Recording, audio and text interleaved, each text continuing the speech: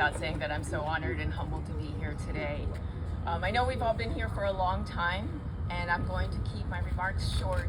My mom used to say, all it takes is a little touch just to reach out to somebody to change their life. So today, in a few words, I hope to honor what's here, what my mother did, and to some Saigon women that you probably don't know about. When I was 8 years old, we moved to Saigon to be with my father. He'd been assigned there in 1972, but Saigon wasn't safe for families, so we went to the safe haven of Taiwan, and he would come back to visit periodically, but it was hard on a family to be separated. So when we went there in 1974, it was safe for families. Anybody who knows a little bit of history knows that's not true. But we arrived, an adventure for the whole family, he said, and we did our best. My mother was the mother of 7 children. We had a dog. This was her 3rd overseas family in 5 years.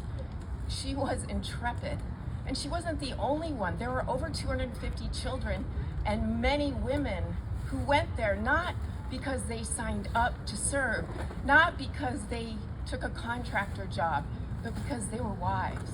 They were just wives. Really, were they just wives? As early as 1950, women in Saigon organized something called the American Women's Association of Saigon, AWOS.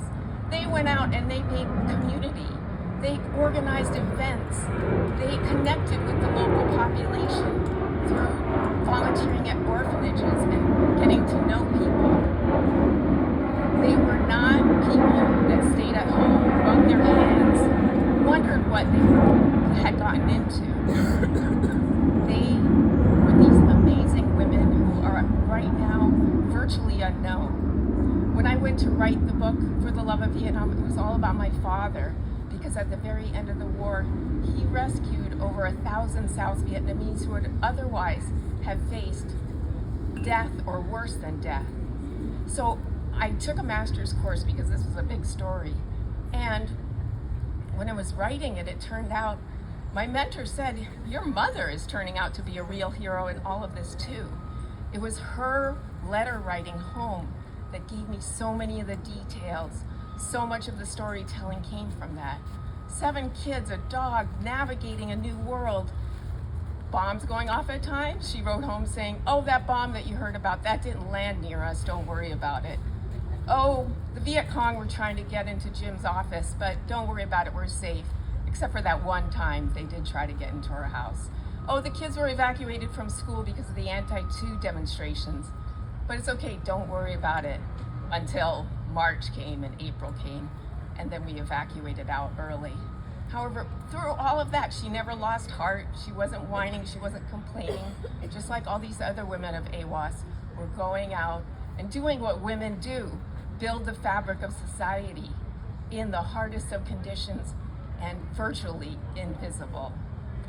I was so inspired last year when Diane Carlson Evans spoke right after this very same ceremony. She said, sorry, I do choke up a bit.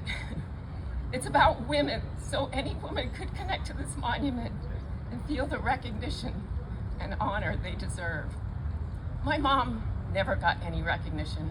I think she ended feeling isolated. Her stories of Vietnam, she thought had gone nowhere.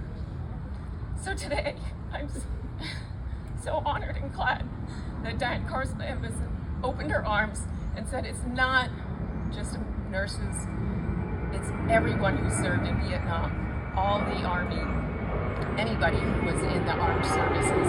And then there's those people who weren't in the armed services, like my mom and the other women who were in Saigon from 1950 to the very, very